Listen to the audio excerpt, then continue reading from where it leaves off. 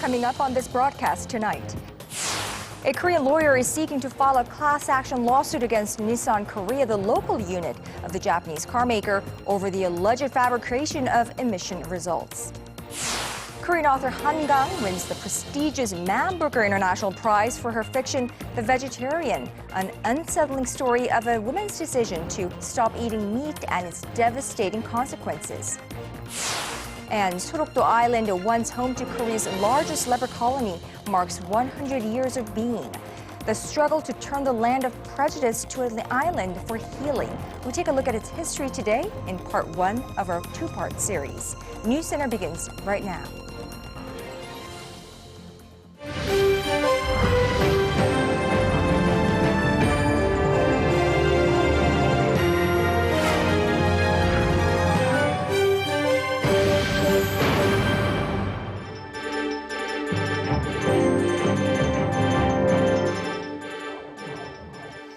It is 9 in Washington, 2 in London, and 10 on a Tuesday evening here in Seoul. Hello and welcome to our viewers all across the globe.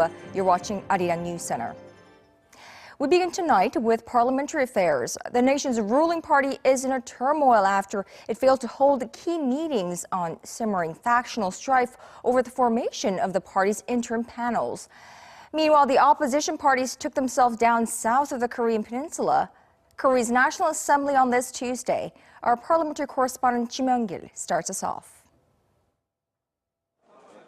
The ruling Saenuri Party is in turmoil after loyalists to President Park Geun-hye refused to participate in a crucial meeting to establish an emergency panel on Tuesday. The meeting consisting of senior members was not held due to low attendance. This is the first such case in Korea's constitutional history.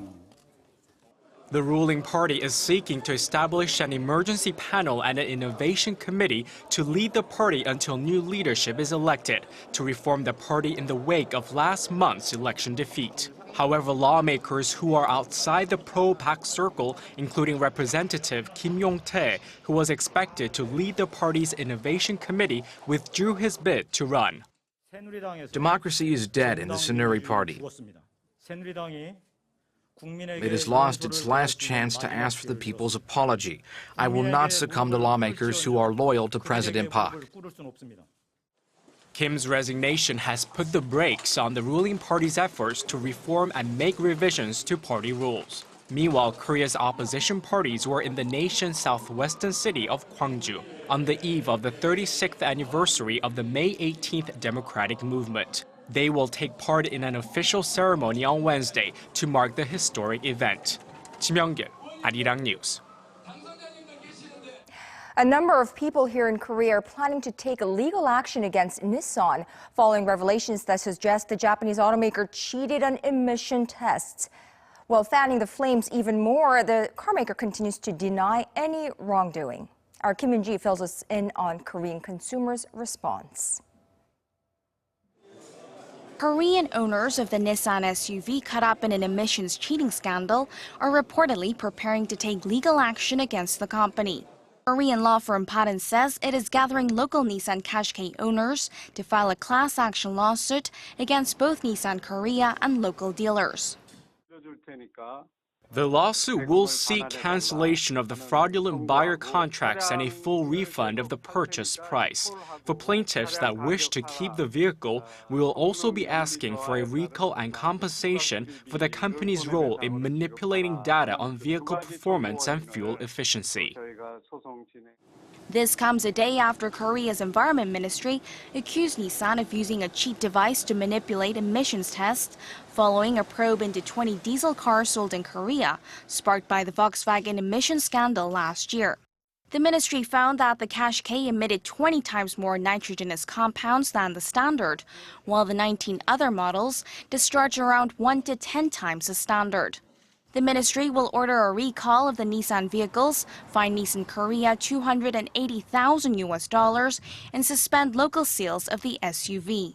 In response, Nissan Korea expressed regret for causing concern but denied the allegations. On its website, it said the company does its best to meet strict regulations in all the markets it has entered. Nissan also asserted that it has not and does not employ illegal defeat or cheat devices in any of its cars, adding it will cooperate with the Environment Ministry to resolve the issue. More than 800 Nissan Qashqai units have been sold in Korea from November 2015 through last week. Kim Min-ji, Arirang News. 7 consumer products containing banned ingredients will be taken off the shelves and banned from sales in Korea. Now, these products include controversial ingredients like PHMG, which is the same chemical formula at the center of public roar surrounding potentially toxic products made by oxyrecodbenkizer. Our Lee Min-young has this report. The Environment Ministry has announced it has recalled 7 common household products found to contain banned toxic substances and is barring future sales of the products in Korea. The government also said Tuesday that stocks of the recalled products will be destroyed. They include an antibacterial shoe spray, air conditioner and heater cleaners, and tattoo inks, which were found to contain excessive amounts of chemicals like formaldehyde and chloric acid. This action is the result of a broader government investigation into over 300 products suspected of containing toxins, which have been sold in Korea since July of last year through January. One of the substances on the list was PHMG, a toxic chemical that became notorious after it was found in humidifier sterilizers made by oxyrecodbenkizer. Oxy is facing allegations that their product was responsible for more than 200 deaths over the past 5 years and knew of its dangers, including links to pulmonary inflammation and fibrosis. The ministry also said an investigation of over 15,000 products sold on and offline uncovered numerous labeling violations. Companies should label their products for any toxic materials. They should include a warning statement and list the chemical ingredients. According to our investigation, 62 products violated current labeling standards. The ministry added that it is planning to apply much stricter safety standards to 15 popular consumer products, including detergents, deodorants, and air fresheners, and will expand its investigation to focus on spray products.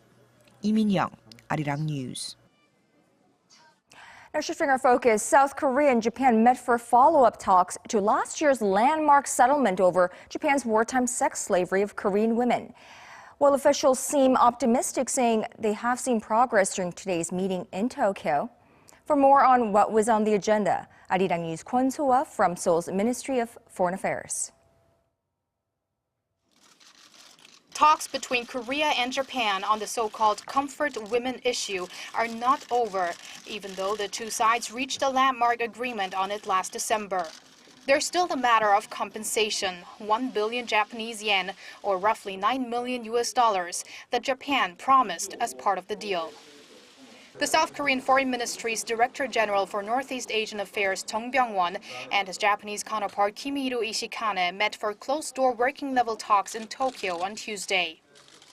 As part of follow-up measures, they focused on ironing out the details of the establishment of a foundation through which the Japanese government would compensate Korean victims. Seoul, which is in charge of this part of the deal, briefed Tokyo on the progress of the project.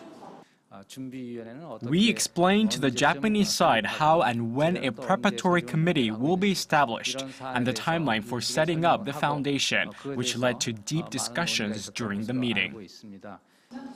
The spokesperson also reiterated that the ministry still aims to launch the preparatory committee as early as this month. Reporters on site were told that Japan agreed to Korea's plans. An estimated 200,000 women, most of them Korean, were forced into sexual slavery by Japanese soldiers during World War II. On Tuesday, Japanese Asahi Shimbun reported that one victim's testimony was found to be almost identical to other witness accounts, as well as a description of the Japanese military's regulations. Moon Ok-ju, who died in 1996, wrote she had to serve dozens of men of all ranks from morning till night. Kwon So-ah, Arirang News. It's been hailed by critics as mesmerizing, extraordinary, and ferociously brilliant. Now, Korean author Han Kang can add the ultimate endorsement to her novel, The Vegetarian, this year's Man Booker International Prize for Fiction. Our Kim Mo-gyun introduces us to the first Korean ever to bring home the prestigious award. Korean novelist Han Kang and her translator Deborah Smith won the 2016 Man Booker International Prize for Han's novel The Vegetarian at a ceremony in London on Monday. The Vegetarian, which tells the story of a woman who wants to reject human brutality and stops eating meat, was one of 155 books submitted for this year's prize. Han beat world-renowned writers including Nobel laureate Orhan Pamuk and international bestseller Elena Ferrante. Han and Smith, who only began studying Korean 7 years ago, will share the $72,000 prize money. Through her book, Han said she wanted to raise questions and share her thoughts about being human. I should quickly forget the fact that I've won this prize. I'm sure I will very soon. I think what's important is that I continue to write. Smith says the book has something for everyone, regardless of where they are from. It deserves a wider audience, also that it has the potential to reach that wider audience. It has universal appeal. The Man Booker Prize, which has been around for more than 40 years, is considered one of the world's most distinguished literature prizes. Local experts expect the win to motivate Korean novelists to reach out to foreign readers and give a boost to the local publishing scene. Kim Mo-gyun, Arirang News. Well, The Vegetarian by Han Kang was originally published in Korea back in 2007. But it didn't really gain public attention until it was recognized and shortlisted by the Man Booker Prize Committee this year. Ever since, it's been growing in popularity, topping various bestseller lists. And those who've read the book seem to understand why it's both unique and relatable, worthy of winning a prize. The Vegetarian, our Yun-shin has more. I heard about the novel in the news this morning and that it won the Man Booker International Prize, so I thought I'd stop by the bookstore to pick it up. The book won the prestigious award on Monday night, and it's been gaining a lot of attention from different demographics. And by the way, don't let the title of the book fool you, as it's merely about a personal lifestyle choice. Han's fiction is a haunting story of a Korean woman named Young-hae, who has been living her life under the pressure of societal norms. One day, spurred by a nightmare, she decides to become a vegetarian, inciting dramatic responses from her husband and family, who have a hard time understanding her uncommon choice.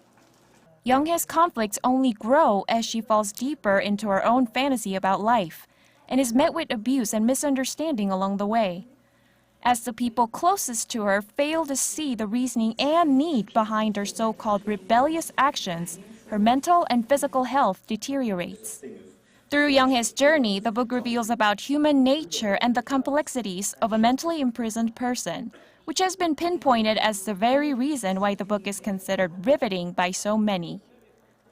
As Boyd Tonkin, the chairman of the 2016 Man Booker Prize judging panel, was quoted by the foundation as saying, "This compact, exquisite, and disturbing book will linger long in the minds and maybe the dreams of its readers." Yun-shin, Arirang News.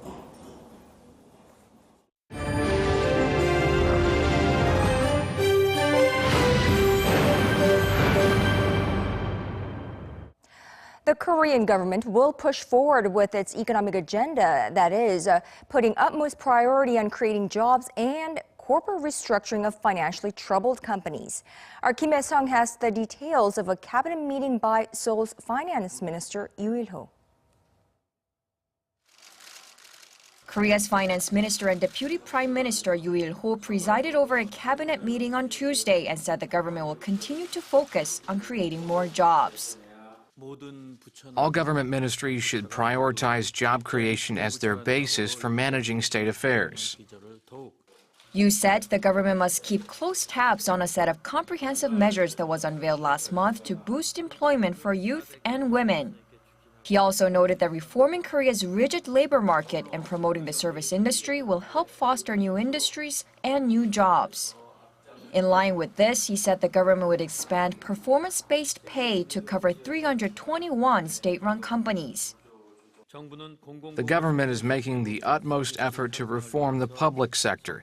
As part of that, we're pushing ahead with implementing the performance-based wage system at public institutions. The move is seen as part of the government's stepped-up drive to speed up corporate restructuring before troubled industries have no other choice but to get cash injections from the government to survive. Korea's top economic policymaker also called on all ministries to communicate with the incoming 20th National Assembly so they can effectively carry out the government's reform and economic policies. Kim Hae-sung, Arirang News. Now, North Korea appears to be trying to sustain itself after its nuclear missile test early this year that triggered a raft of sanctions, which seems to be tightening the noose on the regime. While feeling the pinch, Pyongyang is reportedly trying to earn hard cash in any way it can. Connie Kim reports. North Korea appears to be trying to bring in extra cash and boost domestic production in the wake of the UN sanctions on the regime. In one sign of this, the North appears to be registering foreign vessels as North Korean ships.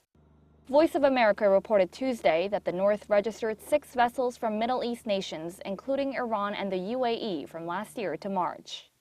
The report says the foreign shipping companies benefit from avoiding certain taxes, while Pyongyang gets the foreign currency it craves. Voice of America points out that the practice is a clear violation of UN sanctions that ban not only North Korean ships operating under foreign flags of convenience, but also foreign vessels registering under North Korea. Meanwhile, the North seems to be gearing up for revival of a campaign to boost production. The North carried out its so-called 70-day battle ahead of its Workers' Party Congress earlier this month. The campaign was aimed at boosting production and infrastructure development for the once-in-a-generation political gathering. And now, people within North Korea are reportedly anxious about an upcoming review of the campaign.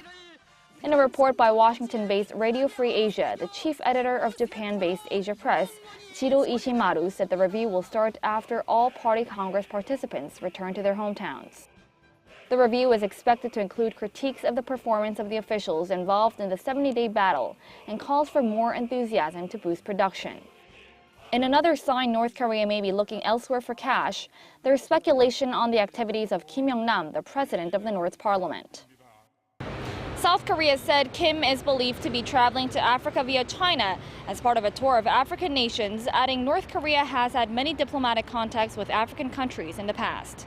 Connie Kim, Arirang News. Now, South Korea is still technically in a state of war with North Korea as the Korean War in 1953 ended with an armistice, not a peace treaty. More than 60 years later, every South Korean man between the age of 18 and 35 is required to perform 2 years of military service. Well, Seoul's defense ministry announced today that it was pushing to scrap nearly all existing exemptions to mandatory military service, citing a shortfall in the number of conscripts. Arirang News national defense correspondent Kim Hyun-bin explains the changes.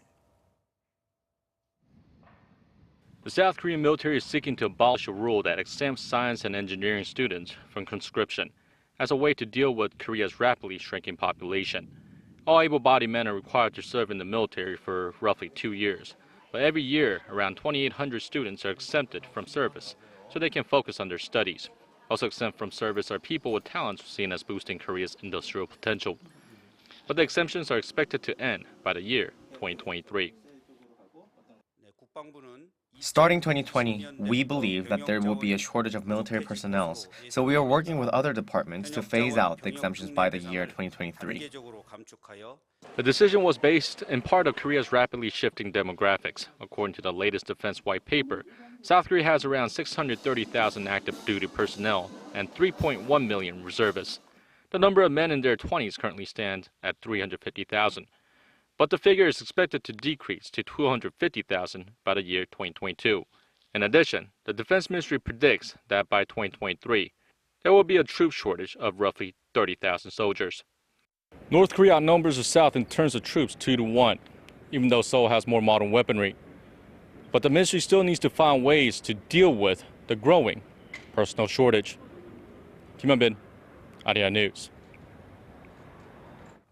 Now, ski jump in your bedroom, play baseball with the stars. All this is possible with the aid of a VR gear and an IoT sensor. Want to learn more about what I'm talking about? Well, let our tech correspondent Kim Ji-yeon take you to the World IT Show 2016. Under the theme Connect Everything, more than 450 companies are taking in this year's World IT Show to present their latest tech products and developments in the IT convergence sector. This includes everything from virtual reality, Internet of Things, and smart cars to cloud computing, artificial intelligence, and big data. And with this year's show, it's all about user experience. Every popular booth and corner provides visitors a chance to see for themselves what it's like to live the smart life, as seen in the 360 corner provided by Korea's tech giant Samsung Electronics. Samsung Electronics featured its waterproof Galaxy S7 Edge and its Gear 360, which can capture 360-degree videos. Many visitors are also jumping on the opportunity to try out the VR Experience Corner. I have the VR headset at home, but it's a totally new experience when putting them on with the moving 4D chair. The show is also a major event where local IT experts can scope out what's next for Korea as one of the most technologically advanced countries in the world. Nearly 9% of Korea's GDP relies on the ICT sector, so it's needless to say that the country needs to continue to keep its position at the top. But in order to do that, I think it's important the government keeps its word on deregulation in the tech industry. The four-day event is hosted by the Ministry of Science, ICT, and Future Planning and is sponsored by the Ministry of Trade, Industry, and Energy. They've pledged to work with related ministries to help cut the red tape that's currently hindering Korea's ICT development. Kim Ji-yeon, Arirang News. Well, we've reported of declining air quality all over the world, but also right here in Korea. Yesterday, a recent report showed this country rounded out in the bottom 10 in terms of clean air. Face masks have been selling like hotcakes in recent months, but guess what? Koreans are now snapping up canned oxygen, yes, fresh oxygen from stores to get a breath of fresh air. Our Oh Jung-hee reports. Masks have become an essential item for people in Korea seeking to avoid the increasingly dusty air floating around the country. But now, people are becoming more proactive in protecting themselves. Masks are still widely used, but consumers are going one step further to provide themselves with fresh air using products such as portable canned oxygen. This medical equipment store in downtown Seoul is just one of a growing number of shops selling the product. Each can has about 800 millimeters of oxygen and it's portable, so people can carry it around wherever they go. Canned oxygen was originally developed for medical use, but it's become popular with ordinary citizens seeking a break from the potentially dangerous particles. These days I'm a bit afraid to open the windows because of the fine dust in the air. So I put a can of oxygen in my car and use it quite often. It refreshes my mind. The shop owner says he definitely notices the uptick in sales of the product. Sales of canned oxygen have risen by 30%. Before, it was only 1 or 2 people a day who came to buy the cans. But now, about 7 or 8 people come. Aside from canned oxygen, a wide variety of so-called clean air products, such as oxygen generators and nose masks, can be found online, potentially making clean air the next hot commodity in Korea. Oh Jung-hee, Arirang News.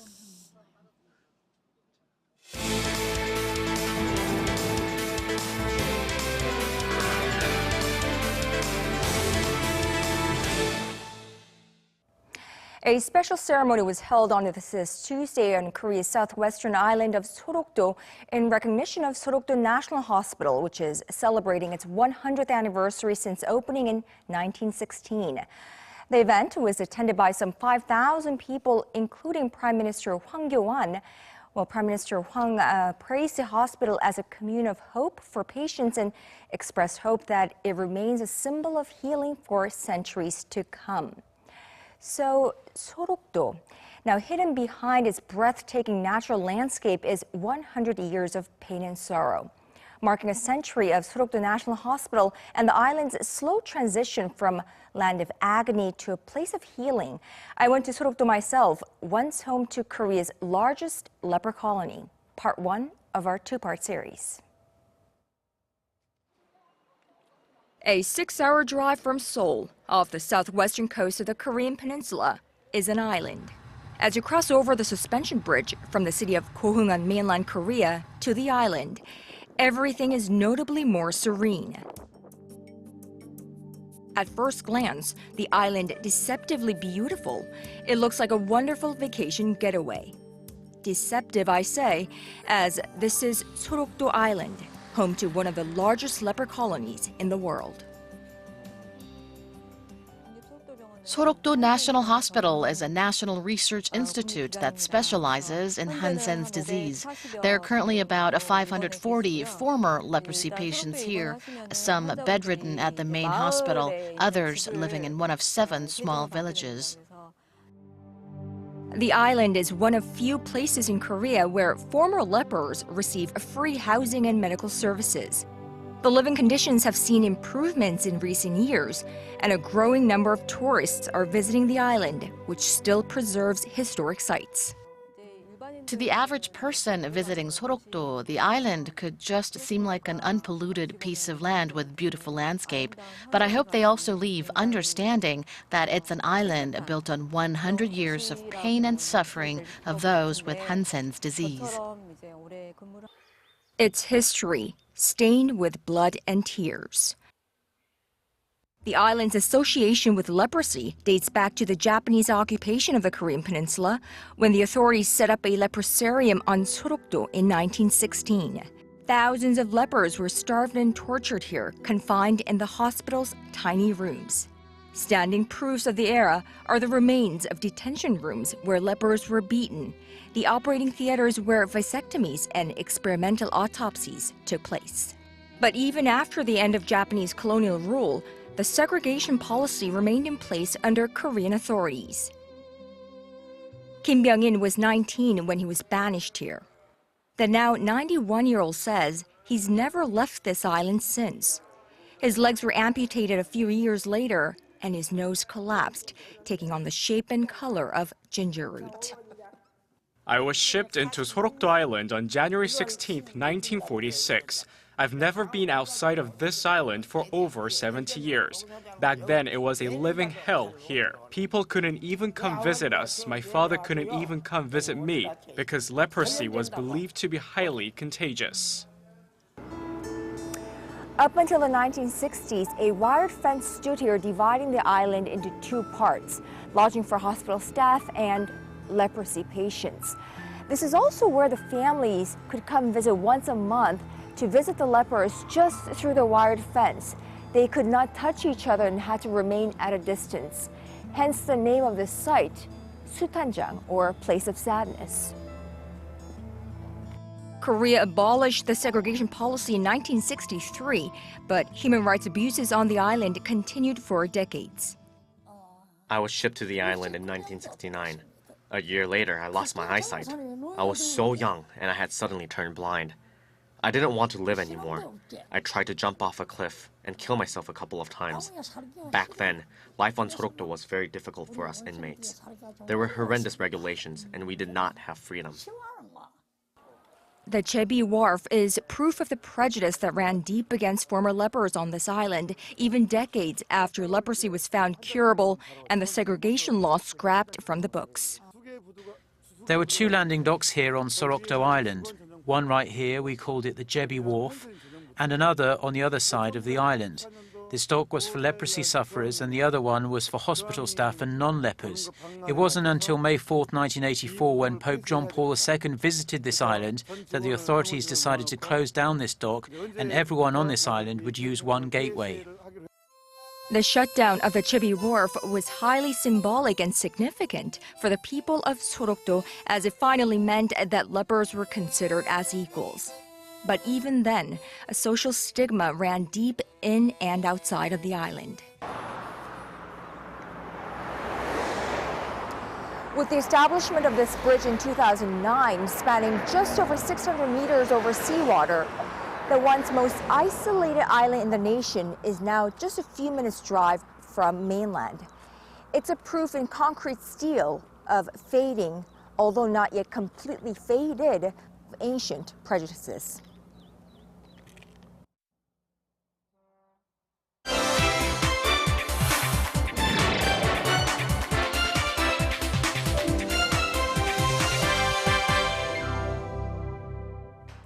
The Philippines President-elect Rodrigo Duterte has vowed to snuff out social ills in his country and reinstate the death penalty to punish many crimes. Bruce Harrison is live in the studio with me. Now, Bruce, tell us more about some of Duterte's early goals. Well, Kanyang, according to the Wall Street Journal, Duterte, who is the presumptive election winner, wants to create a Singapore-style war on antisocial behavior. Now, that includes banning smoking and drinking in public places and cracking down on speeding and drunk driving as well. Well, so what about his position on this death penalty, reinstating that? Sure. Well, the Philippines suspended it in 2006, and Duterte has a list of things he thinks would warrant bringing it back. That includes death by firearm, the rape and death of that victim, and kidnapping plus death of the victim. He also said police will be allowed to shoot people on sight if they're suspected of being involved in organized crime. Double the hanging. After hang first, then there will be another ceremony for the second time. Duterte has delivered little in terms of policy plans, saying in his own words he has plenty of them, but his single platform campaign to tackle crime appears to have been enough to win the election, and memorabilia of the president-elect is already flying off store shelves. We came here quickly because we were afraid it would sell out. We want to give this away as present to our friends who are campaigning for Duterte.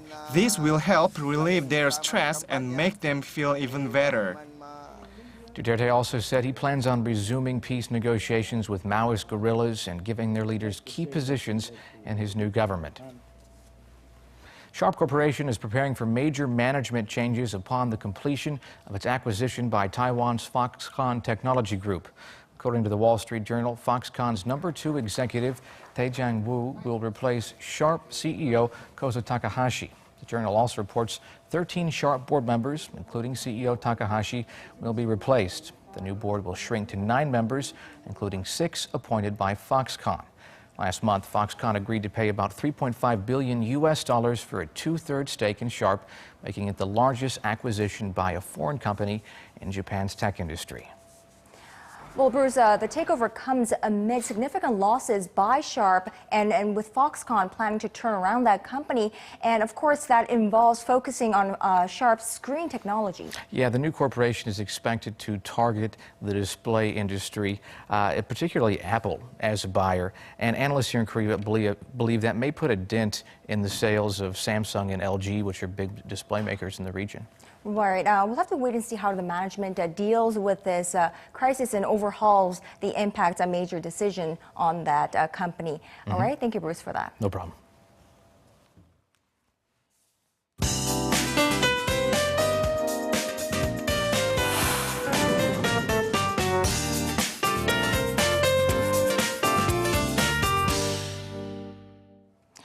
Well, the weather felt like early summer today here in the nation's capital. Some of you must have enjoyed the sunny conditions, but some parts of Seoul and Gyeonggi-do province got our first ozone advisory of the year this afternoon.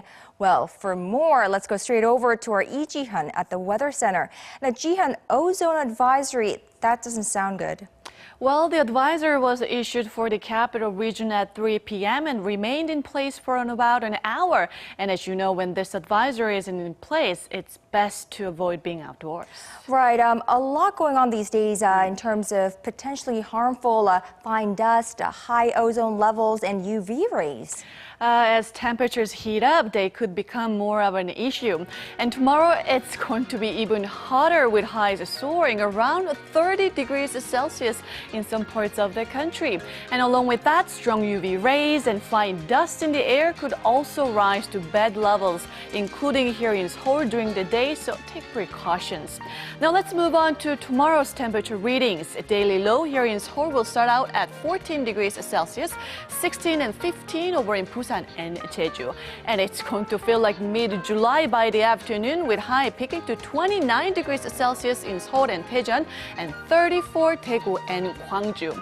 It's just going to get hotter and hotter, with highs soaring above 30 degrees Celsius by the end of the week here in Seoul. That's Korea for you, and here's the international weather for viewers around the world.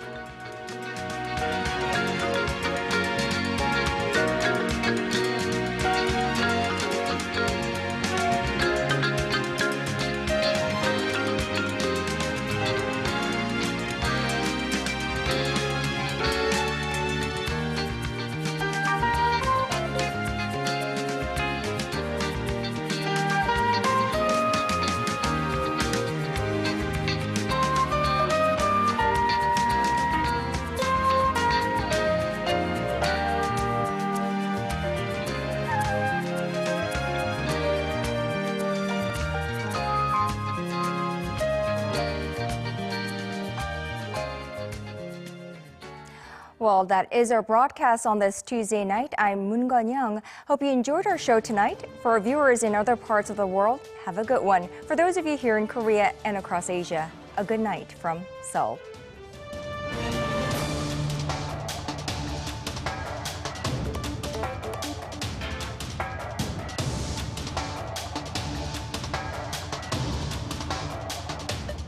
Thank you.